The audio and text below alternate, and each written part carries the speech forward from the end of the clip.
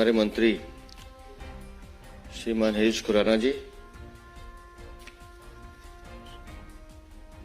साथियों, हम दिल्ली जैसे शहर में रहते हैं और जो तथ्य सामने आए हैं,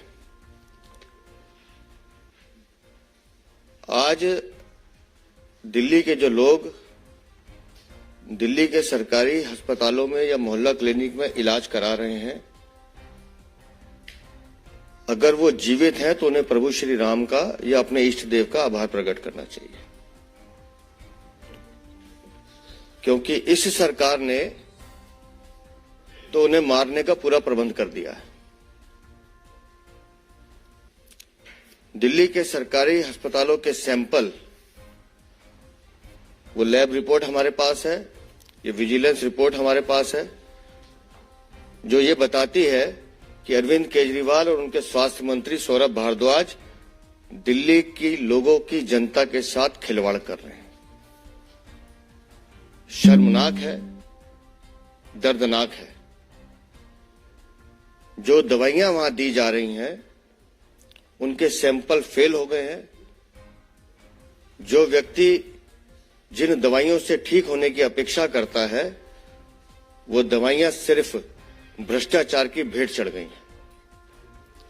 मैं हैरान हूं कि दिल्ली के सरकारी अस्पताल ऐसे कैसे लोगों की जिंदगी के साथ खिलवाड़ कर सकते हैं। 5-5 कंपनियों के सैंपल फेल हुए हैं।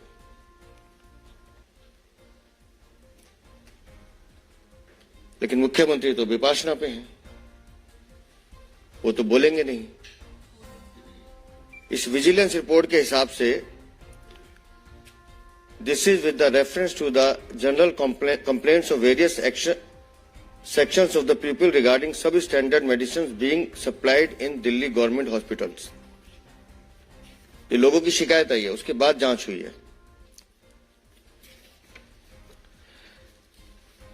3 drugs were found to be not of standard quality.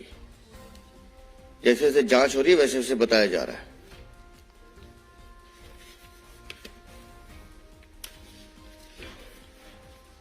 उन दवाइयों के नाम भी लिखे हैं। उसके बाद फिर आता है कि section 25 of drugs and cosmetics act 1942 not of standard quality, ये कुछ और दवाइयों के नाम आए हैं। Providing medicines which are not of standard quality to the citizens of Delhi is a serious issue and amounts to be compromising with public health and safety besides spending huge budgetary resources on such drugs which are not of standard quality. The implications of distributing drugs which are not of standard quality is far and wide with the reference to the public health. और मैं हैरान था, अभी दवाइयों के नाम में पढ़ रहा था, इसमें से जो सबसे पहली दवाई है एम्लोडिपिन, ये हार्ट के लिए होती है। आप समझिए, जो दिल के मरीज अपने इलाज के लिए हॉस्पिटल में जाते होंगे और उनको इस तरह की दवाई दी जा रही है, जो दवाई नहीं है, सिर्फ गोली है, जिससे कुछ फर्क नहीं पड़ना, जिसको ठीक नहीं होना, जिसने कुछ रिएक्ट नहीं करना, उल्टा उस शरीर का नुकसान करना है, उस मरीज की हालत क्या होगी। ऐसी कई दवाइयों के नाम इसमें लिखे हैं। लेकिन लोगों की जिंदगी से खेलना, उनको घटिया मेडिकल दवाइयां देना, ये ऐसा अपराध है, मतलब मैं तो कहूंगा ये एक तरह से अरविंद केजरीवाल, दिल्ली की आम आदमी पार्टी की सरकार मानवता की भी दुश्मन है। और हम बार बार कहते रहे हैं कि दिल्ली की सरकार की खूबी यह है कि हर चीज में भ्रष्टाचार कैसे किया जाए, कमाई का साधन कैसे ढूंढा जाए। आपने युवाओं को नशे में धकेलने का काम किया, शराब घोटाला किया, शराब नीति चेंज की, लेकिन दावे आप करेंगे कि हमने कुछ नहीं किया।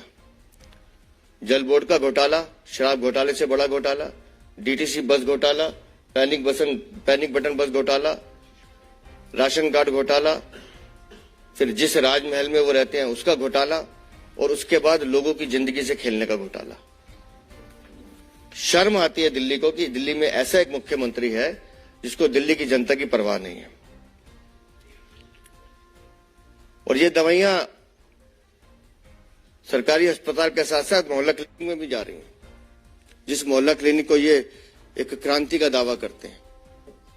ये एक ऐसा हमारा मॉडल है जो विश्व में सबसे ज्यादा सराहा जा रहा है। विश्व में ये सराहा जा रहा है कि आप दुनिया की जान लेने को तुले हो, दिल्ली वालों की जान लेने पर तुले हो। ऐसे कौन करता है जी? आपको पैसे की इतनी भूख है कि आप लोगों की जिंदगी के साथ खिलवाड़ करोगे।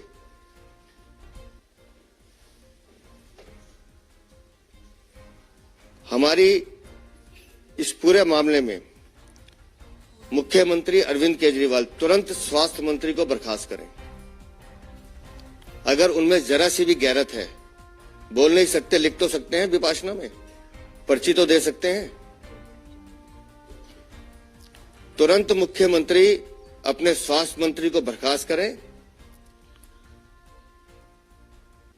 नहीं तो भारतीय जनता पार्टी इस पूरे विषय को लेकर, मैं बता रहा हूं, भ्रष्टाचार के अनेक विषय होते हैं, भ्रष्टाचार के अनेक रूप भी हो सकते हैं, लेकिन आपको किसी की जिंदगी के साथ खेलने का हक बिल्कुल नहीं है।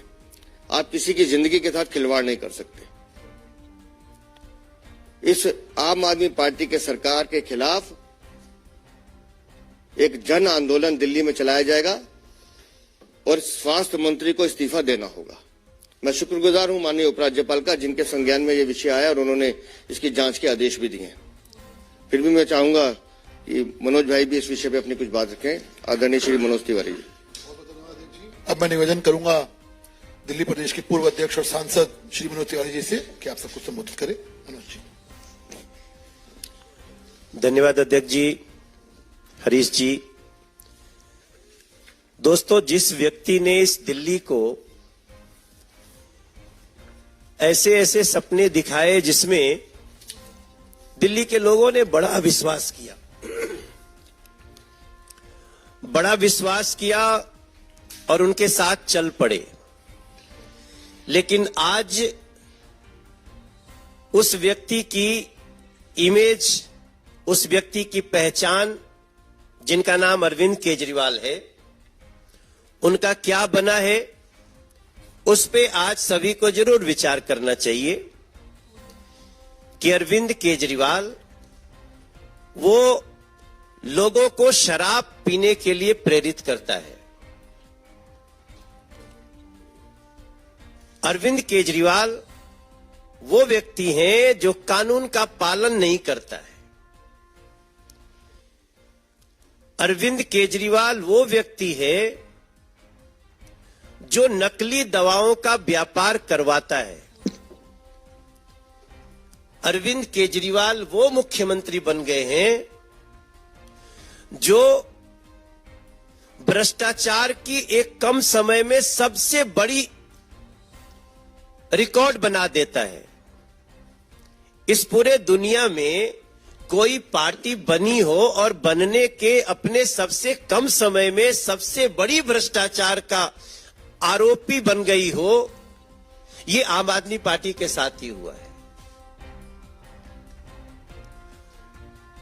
कोर्ट ने भी मान लिया है कि शराब घोटाला में पर्याप्त सबूत है, इसलिए जो कोर्ट का निर्णय है, जो बेल रिजेक्शन पे जो कह रही है कोर्ट की टिप्पणी है, उसको समझने के लिए, जानने के लिए किसी बड़ी विशेषज्ञता की आवश्यकता नहीं है।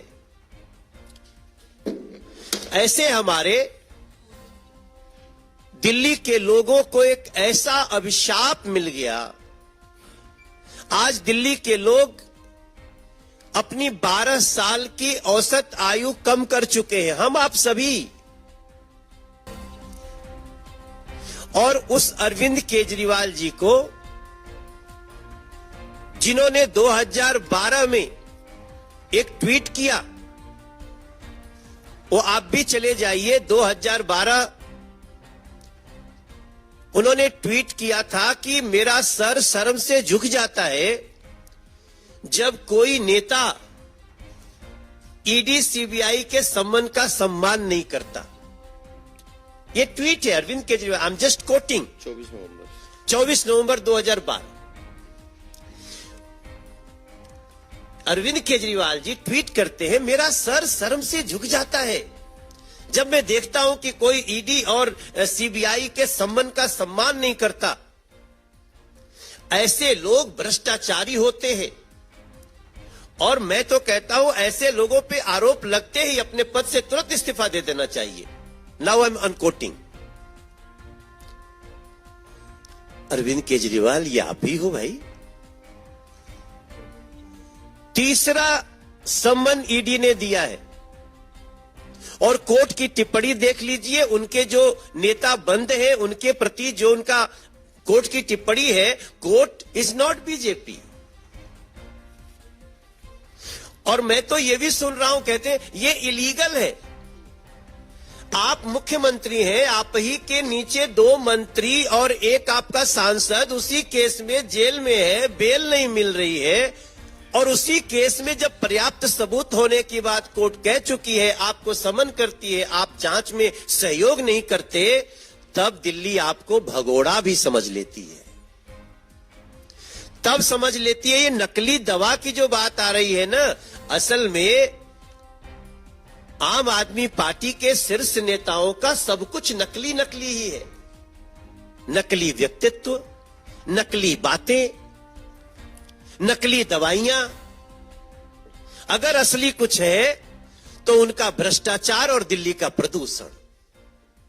हम आप कल्पना करें, अगर नरेंद्र मोदी जी ने ये लगभग 150 बसें, एग्जैक्टली नंबर 1300, माफ करिएगा, ये 1300 बसें अगर नहीं दी होती नरेंद्र मोदी जी ने, केंद्र सरकार ने दिल्ली को, तो हम किस हाल में जीते।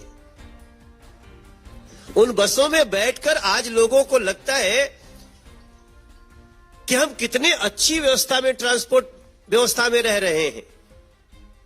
लेकिन यहां की उन 1300 बसों को हटा दीजिए, अभी कुछ और देने वाले हैं केंद्र सरकार से। हम सभी सांसदों ने भी चिट्ठी लिखी, प्रधानमंत्री जी ने उसका बहुत ही अच्छा निर्णय दिया।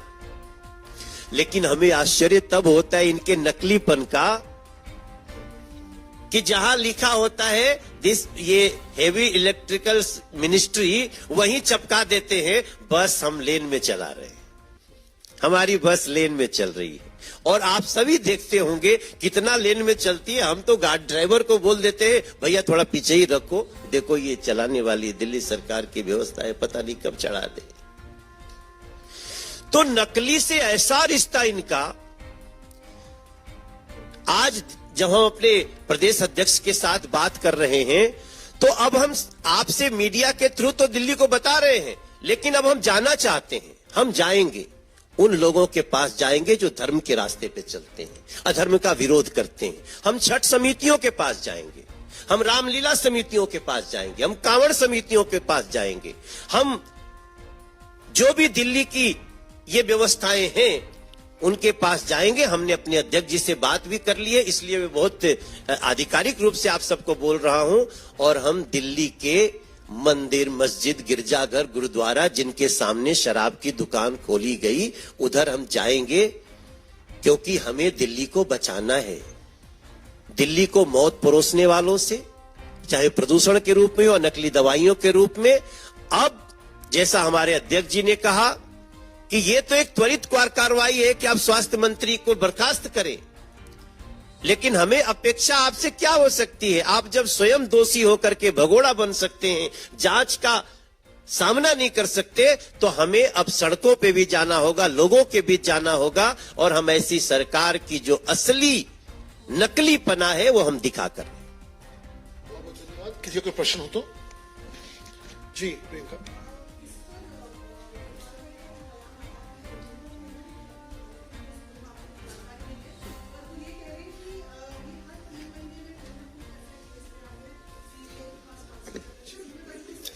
देखिए, सच्चाई मैं बताता हूं।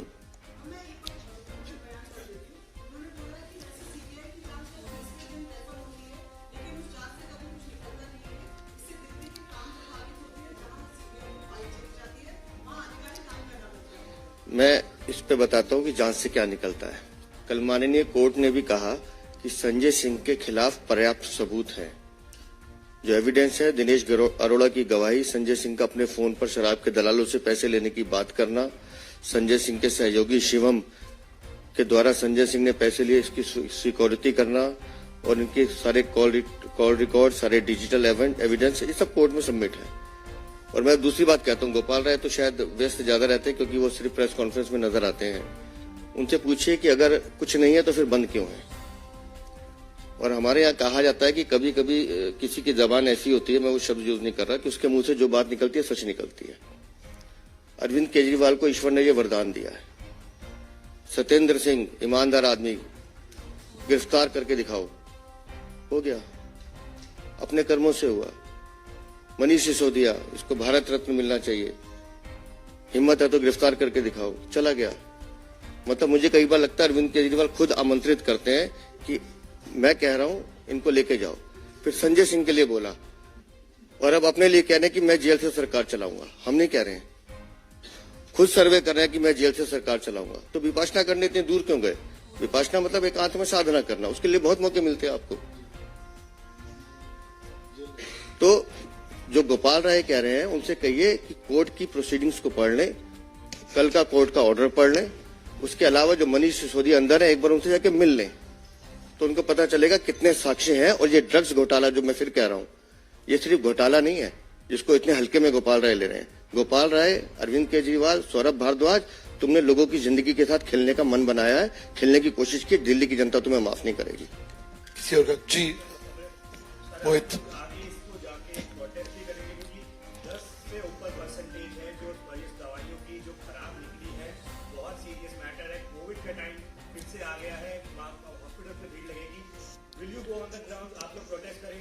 सर, हम प्रोटेस्ट भी करेंगे और इनकी नाक में नकेल भी डालेंगे। जितनी नकली दवाइयां उन्होंने वितरित की हैं, जितने दोषी हैं, उन सबके खिलाफ कार्रवाई की मांग भी करेंगे। इस्तीफा तो सिर्फ एक कहा है इस्तीफा, इनको इस्तीफा देना भी पड़ेगा और माफी भी मांगनी पड़ेगी। और जो कानूनी कार्रवाई इस विषय में हो सकती है उसको हम हर हद तक लेके जाएंगे। और देखिए, ये खाली नकली दवाइयों का मामला अभी का नहीं है, ये पूरी इनकी रणनीति है कि दिल्ली के लोगों को स्वास्थ्य सेवाएं ना मिले। आयुष्मान योजना बंद है ना यहाँ।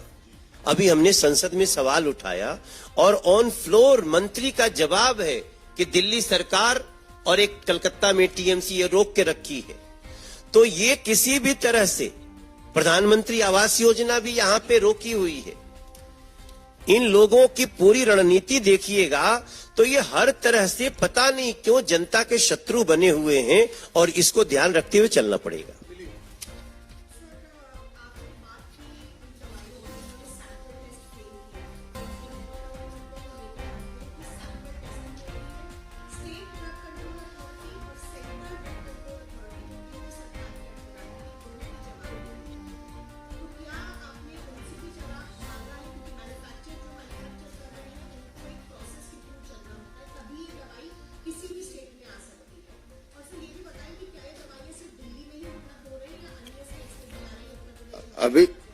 अभी तक की जानकारी के हिसाब से दिल्ली में दी जा रही हैं, इसलिए जांच का विषय है। इसलिए माननीय उपराज्यपाल ने जांच के आदेश दिए हैं और हम कह रहे हैं कोई भी दोषी हो उसे बख्शा नहीं जाएगा।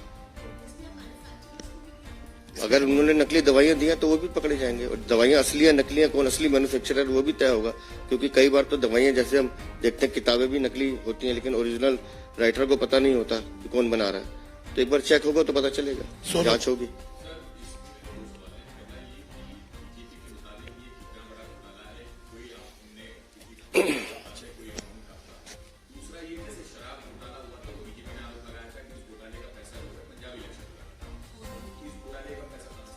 सर, ये तो भ्रष्टाचार है और मैं बताता हूं कि किसी की जान की कीमत कुछ नहीं है।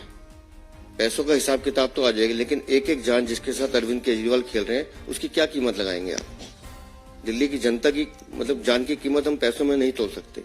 वो जांच का विषय है लेकिन ये बहुत बड़ा भ्रष्टाचार है। ये पैसे की भूख है, जो मैं बार बार कहता हूं। आम आदमी पार्टी के हर नेता कार्यकर्ताओं में पैसे की भूख है, ये हर जगह से। और यहाँ नहीं है, निगम में भी चले जाइए, लगातार हम देख रहे हैं। मतलब दिल्ली में आज भ्रष्टाचार का आलम यह है कि आप हाथ लगाइए और वहां से उनकी दीवारें खिसकती हैं।